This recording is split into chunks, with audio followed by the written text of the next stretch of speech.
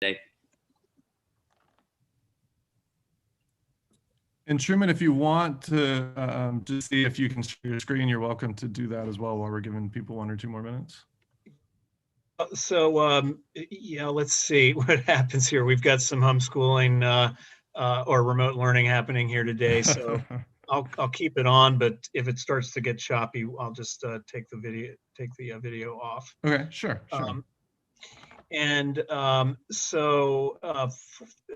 Thanks again very much to Hyperledger and to this special interest group for giving us the chance to connect with you guys and tell you a bit about what we're doing and what we're seeing, and then to have a discussion around ways that we may be able to collaborate. And I want to recognize and thank in particular Martin for reaching out already on opportunities for collaboration back in the fall with the Collabathon and an associated conference, which we really appreciated the opportunity to participate in. So thanks for that, and we'll look forward to reciprocating as opportunities come up in the OS climate world there. I'm joined by Hewson, Baltzell, and Michael Tiemann, who can say a little bit about their background when they speak a little bit later on. Hewson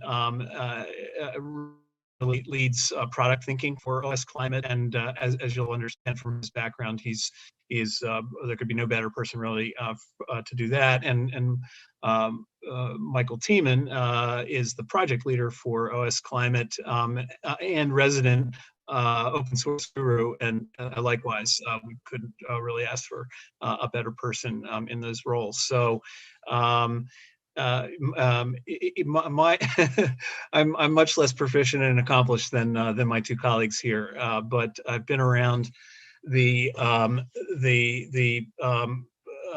intersection of climate and sustainability and business investing and economic development for more than a quarter of a century, and involved in data-driven approaches to integrating what, when I first started out, were called environmental externalities into decision-making in these areas. And throughout really the course of my career leading up to starting OS Climate, have had the opportunity to be involved in the successive steps along the path toward much more sophisticated incorporation of information about climate and sustainability in a whole range of decision making, including in business and finance. So I was on the climate change negotiating team during the Clinton administration, and the lead on financial mechanisms for the negotiating team, and also the lead on global environment, working with the multilateral institutions, including IFC, World Bank, etc. And then after the Clinton administration, I went to McKinsey, and then into a firm that we grew up to be essentially sort of a McKinsey type boutique that focused on tapping sustainability as a source of growth and profitability for large corporations, and had the opportunity to do that working with General Motors, for example, on the team that conceived and launched the Volt, General Electric, Dow and DuPont, large utilities like Duke Energy, investors in the energy space, including a range of different financial institutions, but also Google. I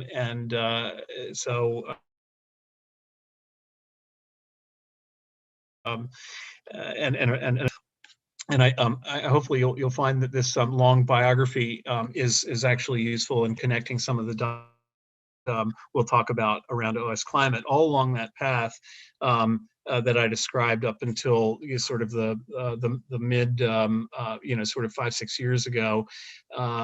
We were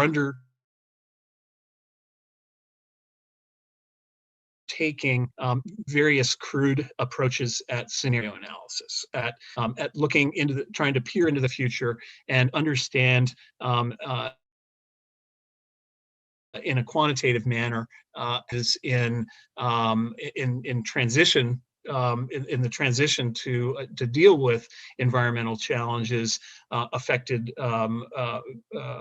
for example, in technology, policy, and other areas, affected markets and affected opportunity for companies, for investors, and the like.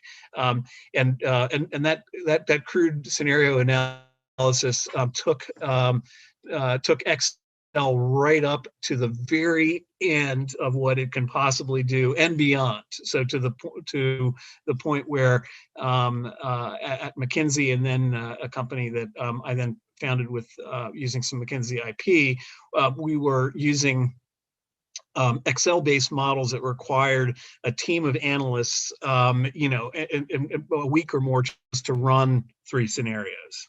And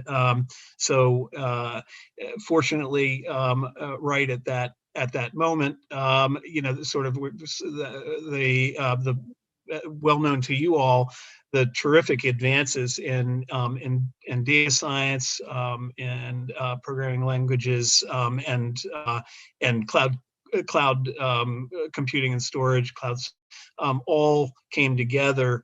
Fortunately, at a time when it comes to climate change, we really need it the most.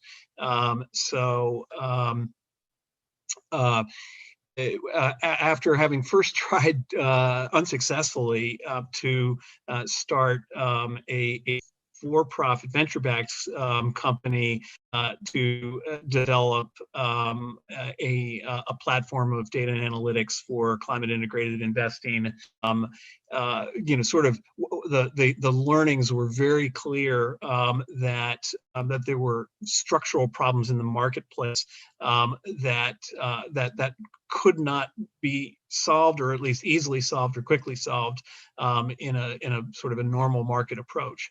And so I, along with some of the people that have been involved in that company, Intersect, took the hypothesis, or the question, to Jim Whitehurst about whether or not we could employ the open source approach and open collaboration to tackle the problem. And Jim convened a lot of the leading lights across the open source community, including from the Linux Foundation and others, to look at the problem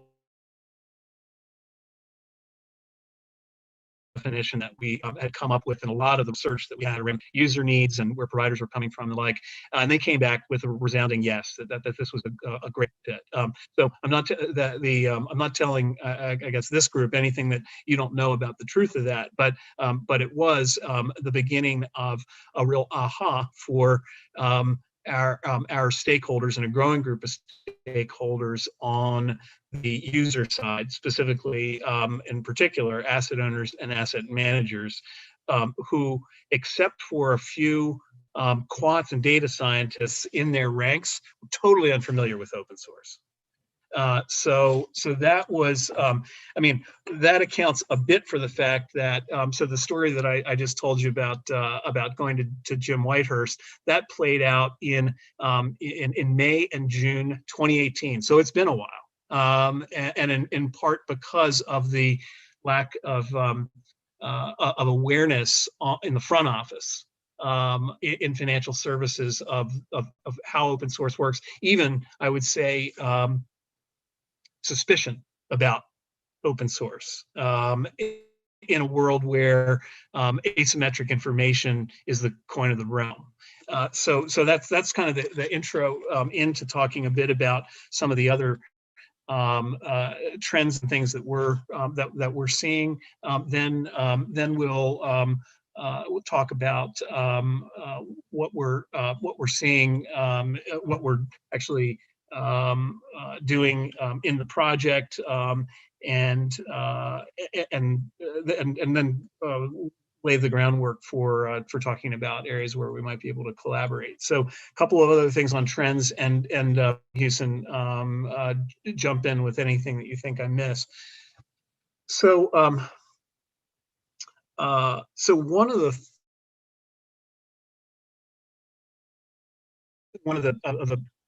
kind of most important set of trends is around voluntary disclosure of climate-related information, both by corporations and by institutional investors, and banks and financial institutions. And the sort of at the center of that, although there's so many different initiatives, is the TCFD.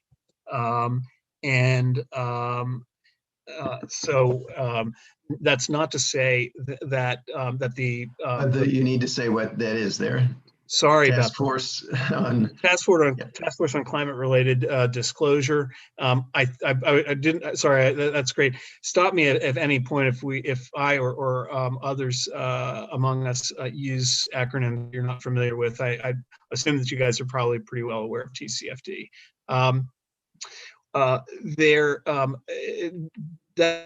That notwithstanding the fact that there is, I think, a real, we observe a real coalescing around the TCFD, particularly in the run-up to COP26. There is also a proliferation of new initiatives of various stripes around data and analytics related to climate, and even sort of the next kind of issue out from climate, I would say, in the ESG space, that being biodiversity. This is a natural thing that happens anytime an issue area gets super huge, but particularly when there's a big deliverables moment where there's a lot of money, financial support, attention, fame, influence on the table, that being COP26. So while they're trends that we see that are driving some convergence, including around standards and metrics, at the same time there's also some divergence. And one of the things that we're seeing, including as recently as today, in a discussion with the on biodiversity related to data, is that a lot of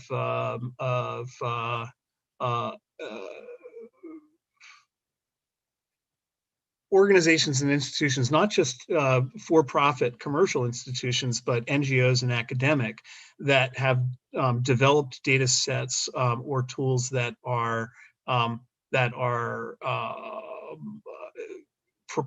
could be open source but are proprietary, and are linked to, they believe, their lifeblood in terms of funding one way or the other, that there's a real suspicion and actually a concern about open source as a competitive threat.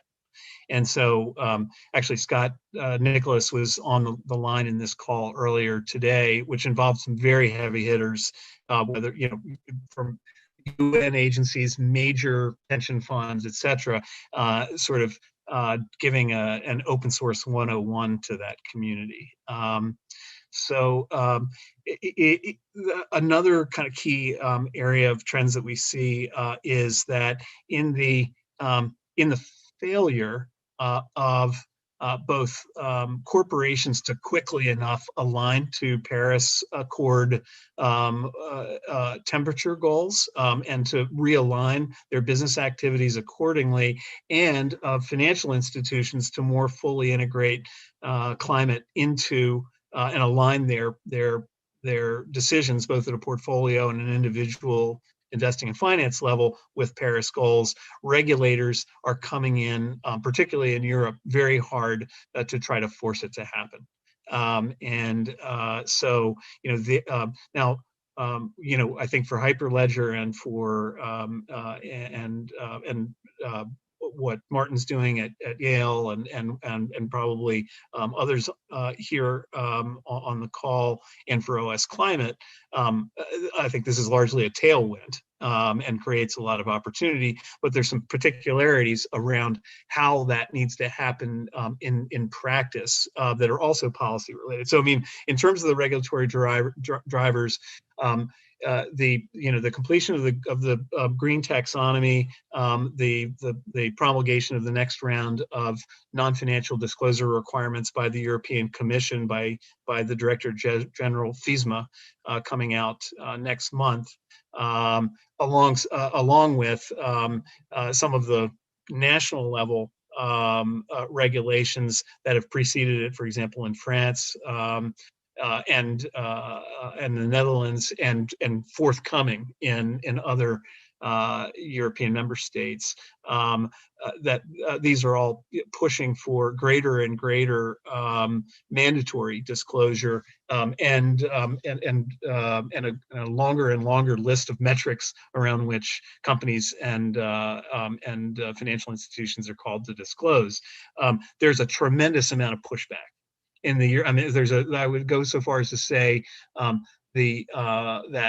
the commission is experiencing a revolt from the business community, saying enough is enough. You're just layering on too much disclosure requirements. You know, we were getting there and we were pretty close on climate before, and now the taxonomy is just killing us. So it's an important problem. It signals problems that perhaps the Linux Foundation and its partner initiatives can help to solve. So there's a real opportunity, I think, for impact there. I mentioned regs that are outside of climate. Oh, and by the way, I just didn't give the laundry list of other sort of regulatory drivers there. There are quite a number of them, and you know, those that are watching what's happening in the U.S. Are may be aware that the recommendations that OS Climate helped to develop as part of the CTFC comprehensive guidance to U.S. regulators on climate-related market risk have basically been adopted whole by the Biden administration, who are moving aggressively on them. As a matter of fact, started moving even before the inauguration. So that's I think that's all very positive. But I was going to mention that sort of some of the other policy contexts that affect I think what open source projects can do in this area. One of those is around everything, all things digital in the European Union, and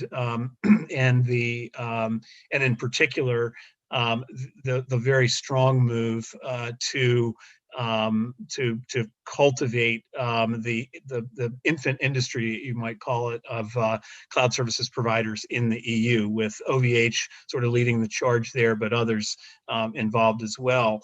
And we've kind of heard in pretty really no uncertain terms from the European Commission that to play ball in the implementation of various of the climate related and climate and ESG related regulatory requirements, disclosure, data architectures, etc. We've got to be playing ball with the European cloud services providers. So, and by we there, I'd say, I mean, that's for OS Climate. I think it's for anyone. And you guys may well be already sort of engaged there and ahead of us. But we'll, to the extent that we're making inroads there, that can be useful as well for Hyperledger or other projects. We will be carrying the broader LF banner in our engagement with those entities. So I think I'll stop there. Hopefully that was somewhat useful to you guys. I'm not really sure if it was. Happy to answer any questions. Also, Hewson and Michael, did I miss anything there on the trends topic? Well, I can, in my part, just go a little bit more into the specific sort of data trends, if you like, for a couple minutes. Shall I go ahead? Can you hear me okay? Can you guys hear me? Yeah, I hear you. Okay. Yeah, okay. Well, yeah, so I'm Hewson Baltzell, and I have about over 20 years ago, I co-founded what's now MSCI ESG Research. It was called Innovest at the time, and we set out to rate companies based on environmental and sustainability issues. And then we, over time, added social and governance, and then we became part of Riskmetrics, and then became part of MSCI. So it became bigger and bigger, and I left a few years ago, and my old team just keeps getting bigger and bigger, and ESG broadly keeps getting bigger. So we now have, Standard & Poor's bought one of our frenemies for all that time, which is Robeco Sam. Moody's bought Vigeo Iris. Morningstar now owns Sustainalytics. And there's ISS, which is now being bought by Deutsche Börse. So they're all all these ESG research firms are owned by bigger players now. So the overall ESG and climate are very big parts and strategic areas for these commercial data providers, S&P, MSCI, Refinitiv, LSEG, et cetera, and for investors and other financial institutions who are using that data. So the field just keeps getting bigger, and climate as a sub-issue keeps getting bigger because of all the trends that Truman discussed. But also, as Truman alluded to, there's what my friend Linda from my old team at MSCI, who's now the head of research there, calls the NGO food fight of initiatives, frameworks. There's just really complicated, messy field and a lot going on, and seemingly a lot of slipping the wheels and duplicated effort. There's certainly a whole lot of duplicated effort collecting data. So normally, by now, larger companies that are big, that are intensive emitters of carbon, generally are reporting that data in their CSR reports and reporting through to the Carbon Disclosure Project, CDP. Although there's still lots of companies that don't report, and certainly a lot of companies that don't report everything because the Scope 3 calculations are complicated and many different methodologies, et cetera. The for-profit, all of the for-profit data providers are collecting this data one way or another, as well as nonprofit CDP. And they also have their own estimation models to fill in gaps. Those are not necessarily transparent, and users are ultimately very concerned about getting good data, but also understanding how it's been built and whether there are estimates and assumptions, et cetera. And then all of this does exist behind a paywall. So on the one hand, you can go individually to CDP and get a report for free. Or you can go to individual company CSR reports and find data in a PDF file or a spreadsheet somewhere. There's no publicly available full data set of that, and we're increasingly seeing the demand for that, and we're also seeing a lot of pushback for the the pricing power that the commercial data providers have. So what we're trying to find in the open source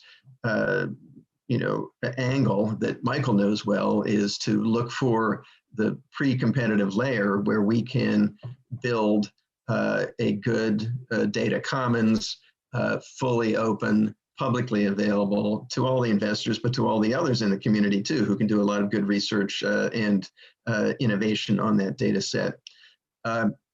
So our first effort is really focused on the carbon area, and that's not just emissions in Scope 1 and 2, and especially Scope 3, but it's also a lot of the other things that we need.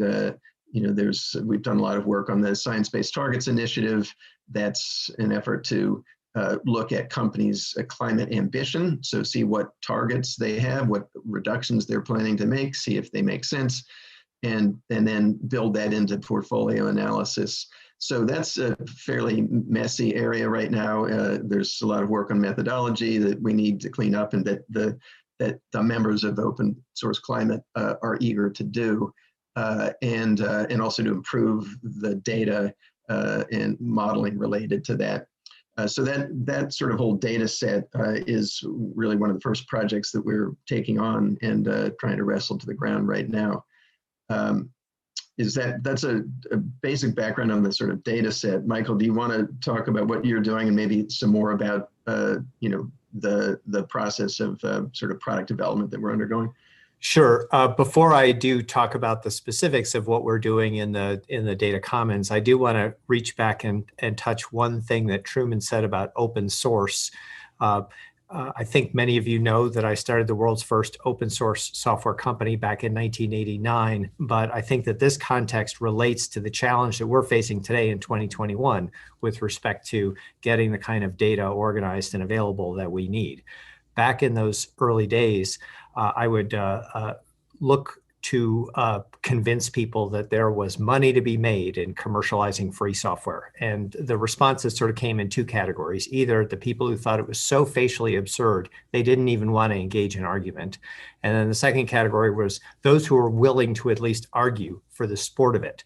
And what they found was that I was unwilling to concede on any of the disadvantages of free software and always talked about the advantages of harnessing the collective potential of unlimited development. And eventually they would say, okay, suppose you're right about free software. How do you operationalize it? And I say, well, we use the internet. And then they think they've won the argument because they drop the bomb that, well, of course, everybody knows you can't use the internet for commerce.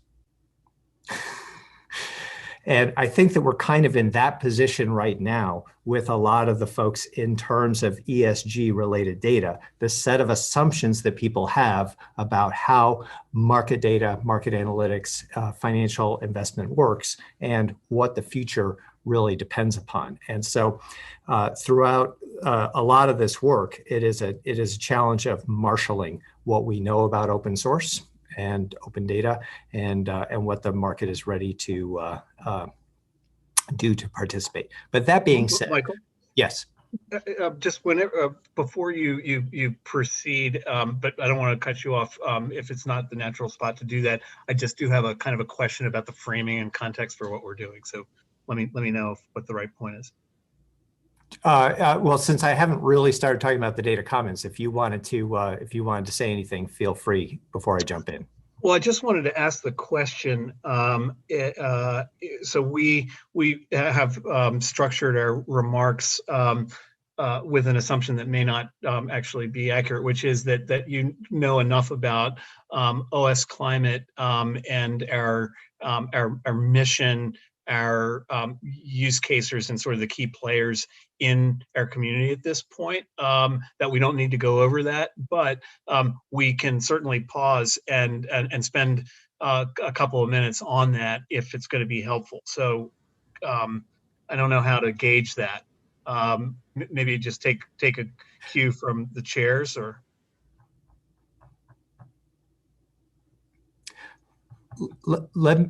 If anybody wants to weigh in on the chat, we'll be looking at that. But and I do agree that you guys do understand a lot about open source. I think that you also understand very well the dividing line between open source and open data and the ways in which the concept of open collaborative software development has a totally different regime of rights and concerns compared with open data development. And this is, in fact, I think that one of the main things that we are trying to bridge here in the context of the particular problem that we're trying to solve. And in terms of this, so just in terms of those problems, and I think because I kind of thinking through what I've perceived that the SIG has been talking about and thinking about, and what Hyperledger is doing. Let me just walk you through one slide here. So the long-term vision of OS Climate is to address a wide range of use cases for climate and ESG aligned decision making across financial sector use cases, corporate use cases, communities, policymakers, but we're focused in the near term on addressing the particular needs of asset owners like pension funds and sovereigns, asset managers, banks, and regulators, and in three ways. One, a data commons, which Michael will talk more about, essentially a federated library of resources in a number of different areas of climate-related information, and then the tooling models and some tools, although we don't want to compete with the marketplace, for scenario analysis around both risk and opportunity, and for alignment of portfolios and decisions on individual investment and financial instruments. And so here's just a list of the priority use cases that we're working on, and I wanted to just tick through these because they'll provide some context for what Michael's going to talk about in a minute. So stress testing, both by regulators and by regulated organizations, banks, insurance companies, etc. Risk management, asset allocation, strategic asset allocation, portfolio construction, the research function, which sort of both buy and sell side, but kind of a covering across a range of different uses and sort of internal clients in financial institutions, even for manager selection, and then analysis of securities and loans. But we're also, these same models can be used and data in the design and execution of benchmark strategies and products, as well as in disclosure and reporting. And the last one that is extremely important is helping financial institutions and NGOs and governments and others engage effectively with companies and financial institutions, and with a combination of pushing and pulling forces to speed up the alignment of companies and financial institutions with Paris goals. So sorry, that's sorry for jumping in there, Michael, but I just wanted to give that context before you continue. No, that was very helpful.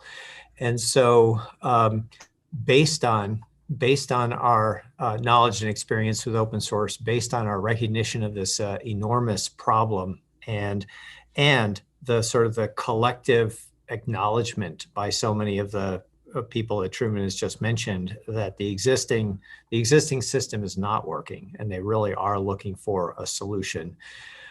The opportunity presents to bring the open source development models and open data to the ESG topic. And so with this universal desire, the question is how do we do it? And first of all, as Hewson mentioned, the ESG landscape encompasses a broad range of data with a wide range of uses and rights. And that includes public scientific data, public regulatory data, public corporate disclosure data, but also proprietary operational metrics, proprietary classification and scoring systems, public classification and scoring systems, et cetera. And one of the things that is, I think, very interesting is to see how open data transformed by open source can create more useful open data to sort of create this virtuous cycle of ultimately having a full sufficiency of data to address those key constituents across those range of uses. So for example, I'm sure you're familiar with how public satellite imagery can be transformed by open source classification engines that lead to things like public land use data sets, or disparate facility data can be aggregated and normalized by open source tools to create, say, a public registry and information about power plants all over the world. But one of the major things that we're looking at right now as a technical project within OS Climate is taking public ESG disclosures, which do contain a lot of information, but so many companies report things differently in different formats that it is extremely difficult and time-consuming and expensive to try to turn that into some normalized and regularized data. But a open source extraction engine on these used with these public ESG reports could lead to the kind of open ESG data that corporates are looking for. So our current data commons is focused on the collection of these public data and public disclosures, the extraction of information from PDF and XLS into as reported data, the translation or production of normalized data in standardized metrics, and then ultimately the loading of that data into query or cloud optimized formats for use by the investor community. And then to do all that in light of the kinds of data governance, provenance, methodology, validity, and security questions that heads of risk and heads of reporting and the corporate community can all agree to. And so I think that this really sort of sets up the framing of the topic before us, which is what might be the possible areas of collaboration with Hyperledger in terms of bringing solutions together to help solve this climate problem.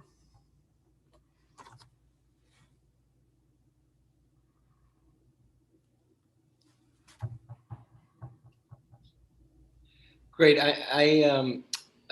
Truman and Hewson and Mike, feel free to keep more context. I think that was fascinating and great to put everyone in a leveling playing field about what OS Climate is. It may be interesting to start hearing some questions from the participants that they could either punch in the chat or unmute and pose the questions.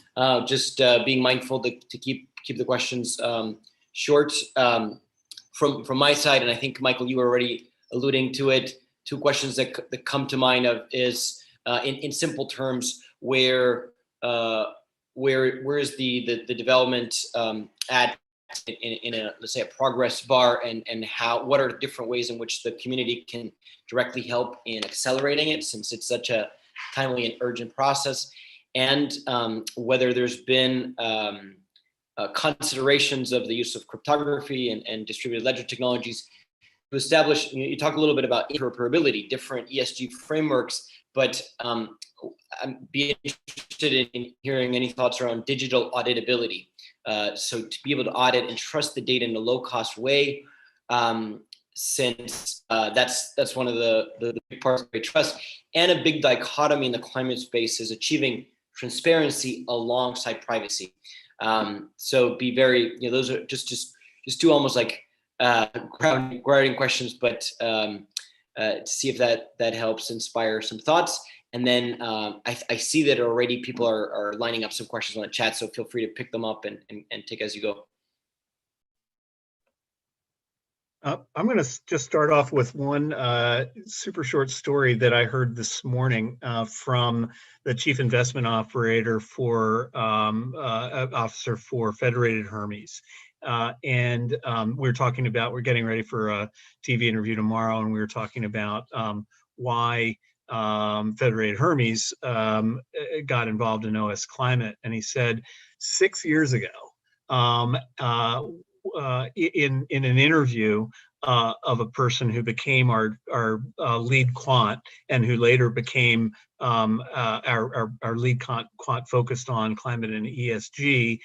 That person said, "I've got a vision, and that's a vision of a combination of LinkedIn and a database that provides a common truth about climate in companies in the marketplace." And that was 6 years ago, and it still hasn't happened. So that's one of the reasons why they got involved in what we're doing. And I think that ties in very much with your question, Martin, but I'll leave Michael to answer it more specifically. Sure. So so in terms of looking at how Hyperledger can contribute, first of all, there are ways in which we don't have the kind of privacy problems yet that I'm aware of that Hyperledger is so great at solving in some domains, simply because a lot of what we're focused on doing is collecting publicly disclosed information or otherwise regulatory information that is still, very disparately reported. But as far as the provenance question, as far as the security question, with asset owners making multi-trillion-dollar decisions, it is very, very important that they're working with data whose sourcing they can very much trust. And so it is absolutely a question of how we are ensuring that fits in and can first sit alongside what existing data providers are providing, and then ultimately provide what the data providers are not providing, which is a transparent view of the ESG truth. Yeah, so for example there, I think probably a couple of folks on the phone that are on the call here that I see are working with RMI on some of their approaches of using Earth observation to gather alternative sources of information about corporate activities in oil and gas. So from the investment user side, that it's certainly part of our roadmap and part of the discussions internally going on about our roadmap of not only to have have the truth about reported information, but also really knowing very accurately the provenance of alternative data from a range of sources, including Earth observations.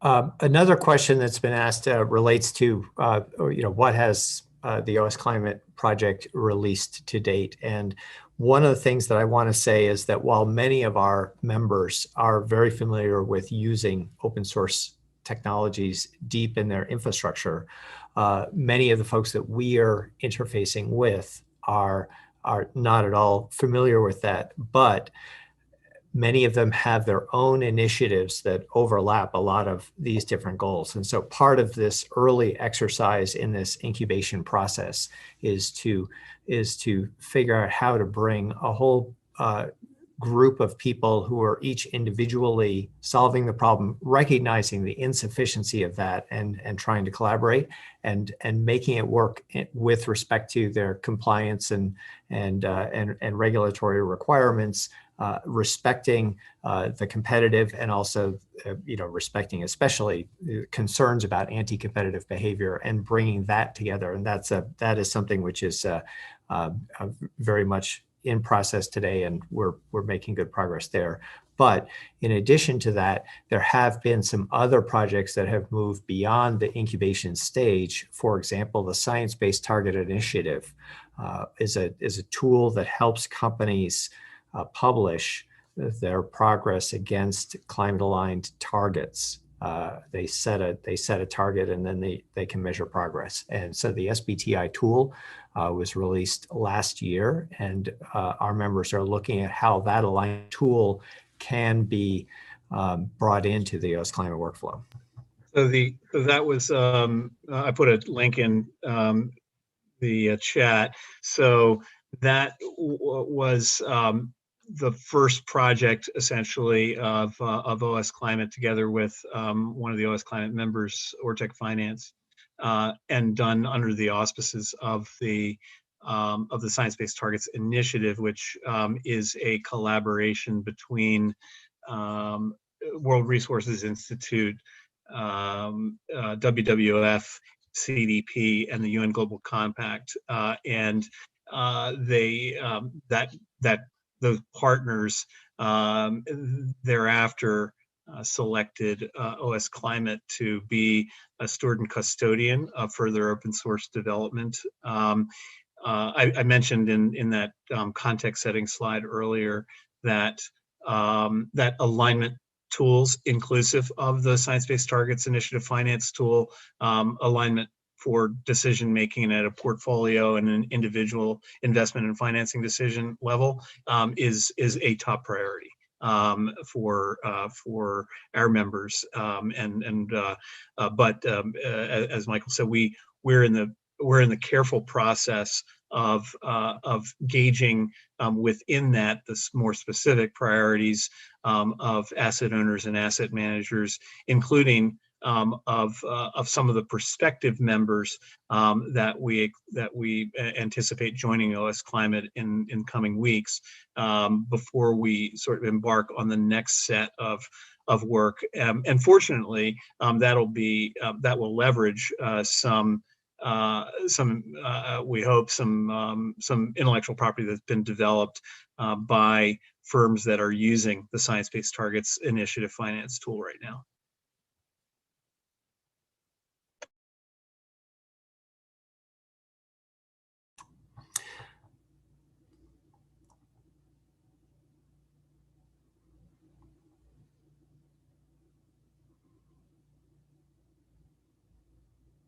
Let me, I can tackle, is there a data source for how Paris aligned different companies are? And so the answer is no, not yet. But if you were to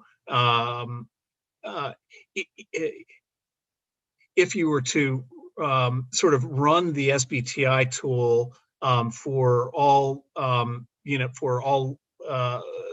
listed companies, you would get a data set that purports to be that.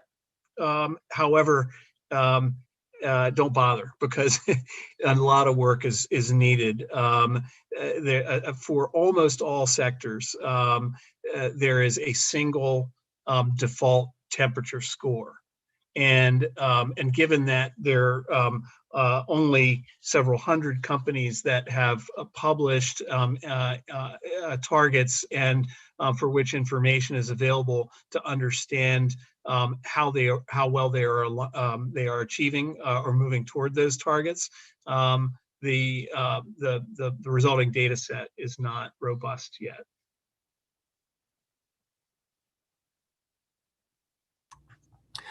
I want to make a comment on Truman's comment. For those of you who have not, I came into this OS Climate project with a lot of experience in open source software and open source communities, and no experience at all in the world of ESG.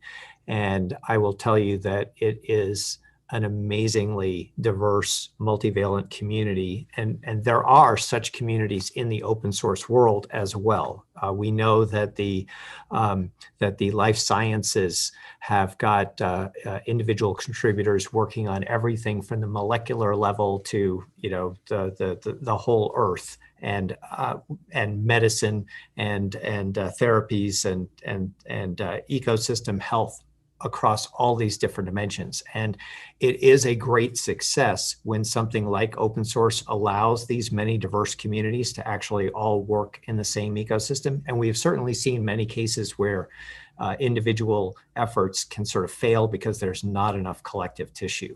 And in the ESG world,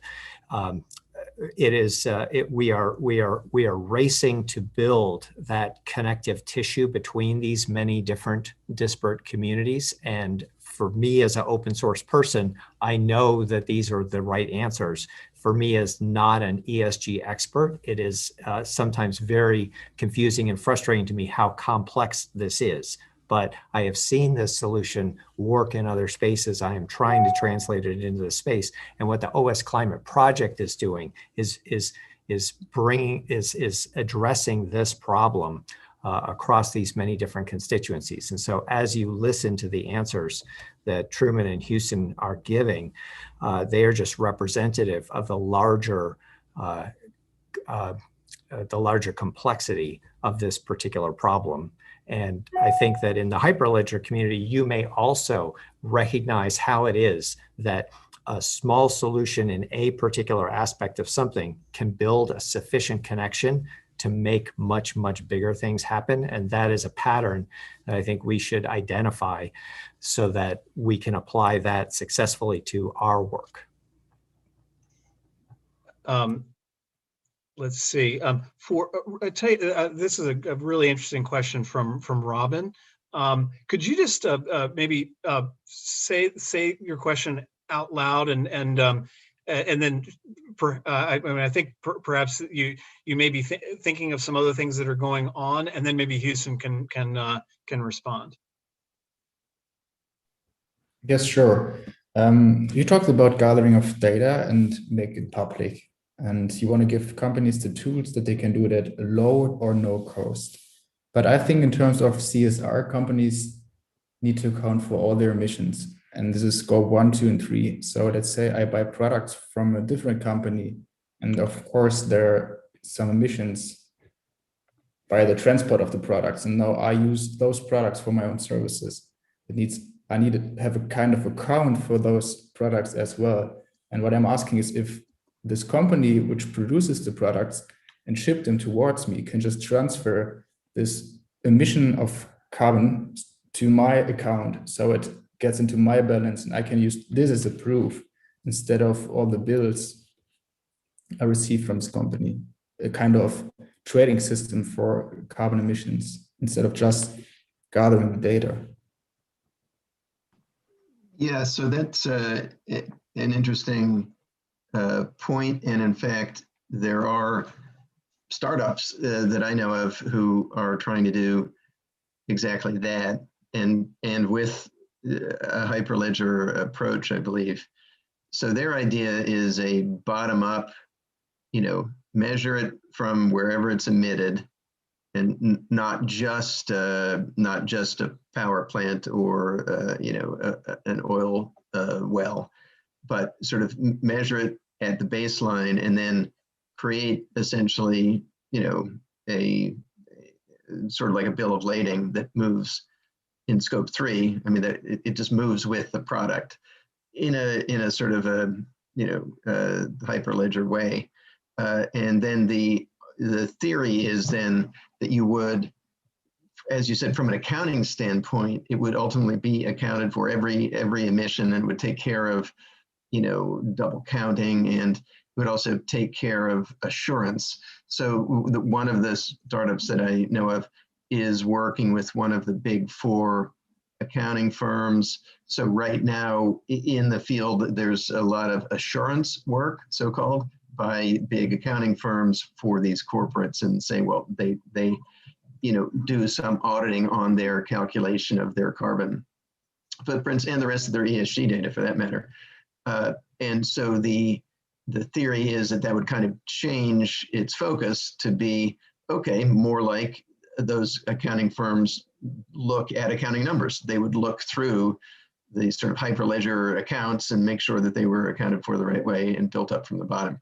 So I think it's an idea that is very interesting. I can imagine it would take a while for it to roll out, and it's quite complex, but it's probably squarely in the area of your group's interest. I'll look for the name of a couple of those that if I can get them at hand, I'll post them in the chat.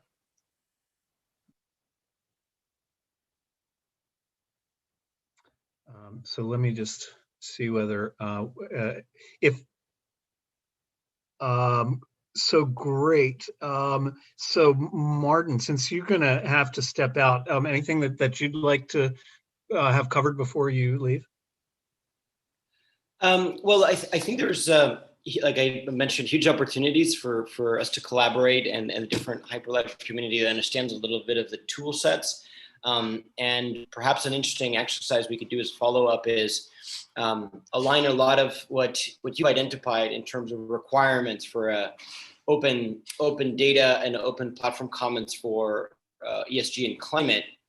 What are the things that need to be achieved, and what are the tool sets from the Hyperledger side that might be applicable to achieve that?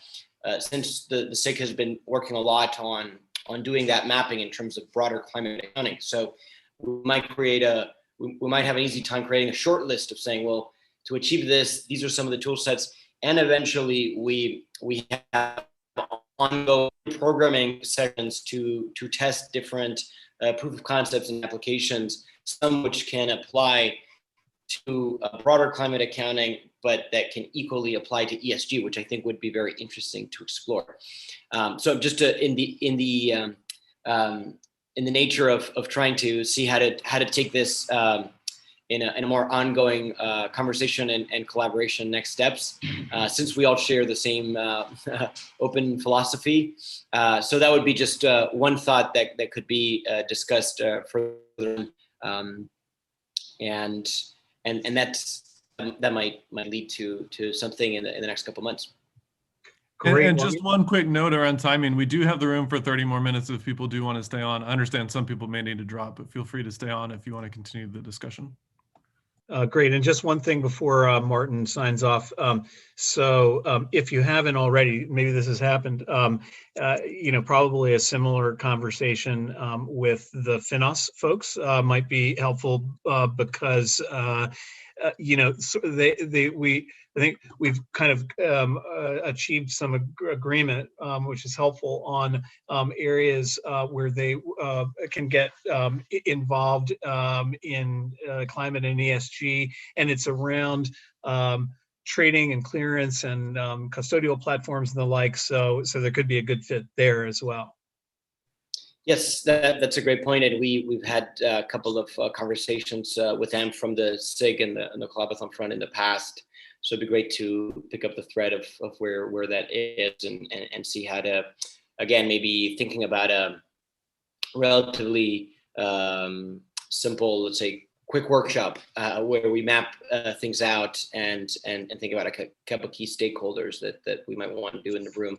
Obviously, there's too many.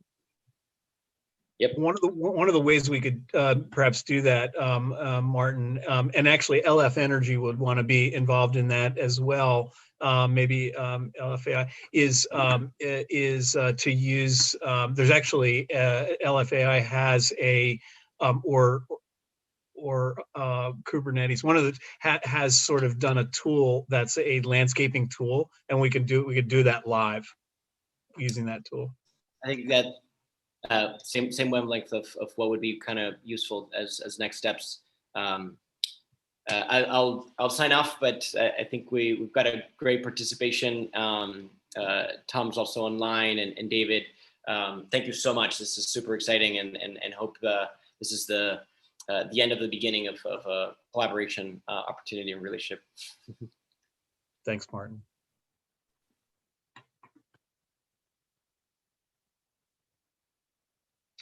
So we may have overlooked questions back up the thread here. Let's see. I mean, it's a small enough group that folks can just jump in with questions as well. David, have we missed anything here?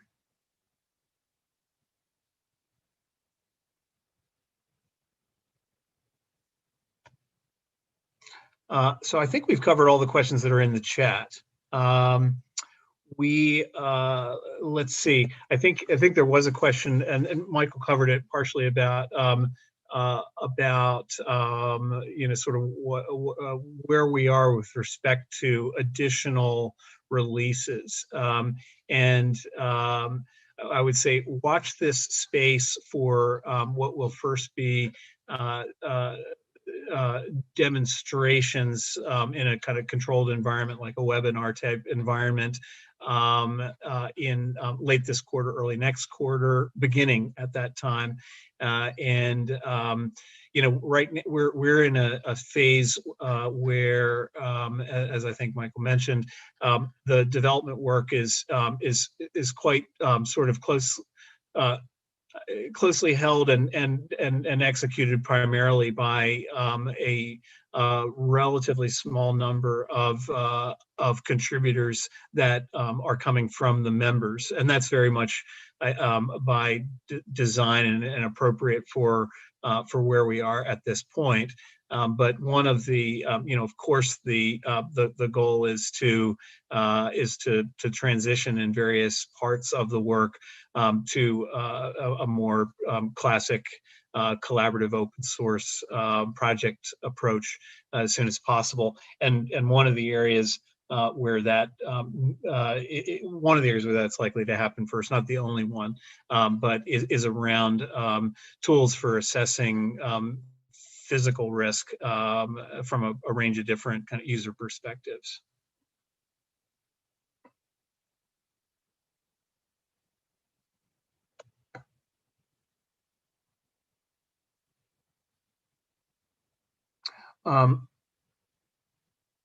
So let's see, Hewson, I think you put something in there, but I don't think there was a link. I put in climateallinfra.com. Yeah. Oh, got it. I see. It was up above there. Yeah. So that's all info is one using the one I described, building up from the bottom. Great. So happy to stay on the line, but if there are no further questions, we can break and give you back your time. What do you think, David? Should we wrap at this point, or Tom?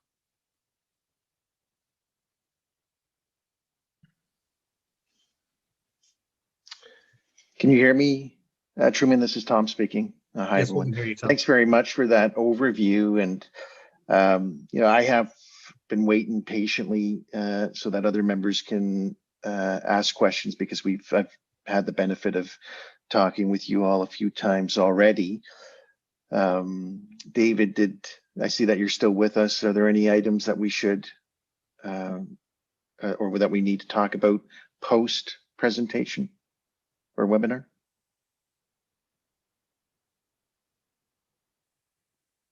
If not, I'm not sure if David's on mute or whatever. I'm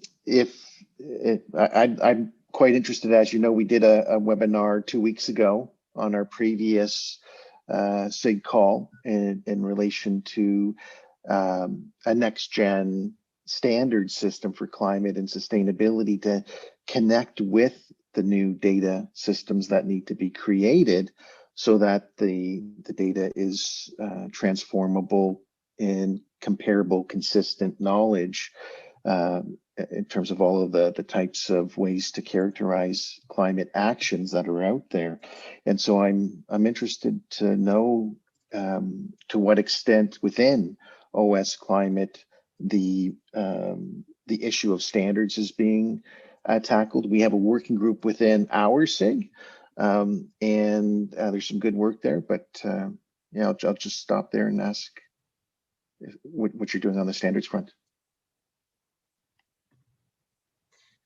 I can start on that because I think there are a couple of levels. So one is at the level of standards around the metrics, climate-related metrics for not only for corporations and companies, financial institutions, but also for various important factors, for example, in policy, technology, et cetera. We are very studiously not a standard setting entity there, and are rather a standard implementer, but also I think can be a place where standards convergence at that level, i.e. what metrics are selected by sort of critical masses of the necessary stakeholders can be sort of tested and implemented effectively. So I'll give an example there, and this is outside of climate, but there's a massive set of initiatives and work that are gearing up around biodiversity, but the lack of convergence around an agreed set of metrics, and the competitive juices that are flowing as various organizations set out to define those metrics is an area where we're watching carefully. So we're focused on climate in the near term, but particularly as the French move toward their role in the presidency of the European Union, there's going to be just a dramatically increased focus on this, also under the auspices of the TNFD, the Task Force on Nature-Related Disclosures. So I guess that's what we're what I'd say at that level. I don't know if Michael, you want to talk about standards at more of the data level. Well, one thing that I would definitely say is that, as you said, we're maintaining a very big tent, and we are not trying to be ourselves in a standards position. But to the extent that open source software can codify existing practices, to the extent that it makes it possible for a standard to render its truth more clearly and better, that's all to the good. And ultimately, in the competitive marketplace of ideas, there will be some standards and some metrics which really are the ones that drive decisions and climate alignment and the rest of that. But our philosophy is to implement the standards that our members are using as their highest priority instruments, but to do so in an open source way that allows for very broad participation. Yeah, well, I agree with those things, but I do think, I mean, what Michael was saying is that, we'll use what's out there, but basically to the extent that we build a database that's not, that's climate and then go farther into the sort of full ESG world, there's so many frameworks. What I mentioned before, the NGO food fight, every time you look around, there's another framework. And if we can, make it much easier for a company to load their data in directly so that it doesn't have to be scraped, comes into a database, and then can be mapped to these different frameworks, that's a way that it makes their life a lot easier and it makes the data more useful. But I think there will be a natural process of, as Michael said, see which ones are most useful, get these disparate groups to sort of agree on at least, some of the concepts that overlap their Venn diagrams of interest, and clean up the sort of landscape. It'll be very useful to have that all in one clean place. But also, right now, the different for-profit data providers have teams that do all of this stuff, and they're replicating the work. It seems logical to be a pre-competitive layer type, opportunity. Mm-hmm. Yeah, it makes a lot of sense. Thank you. Keeping an eye on the chat. If I don't see any other questions, so for staying in touch, to continue to learn more, there's the website, of course. Any other suggestions for the members on the call from the OS climate team?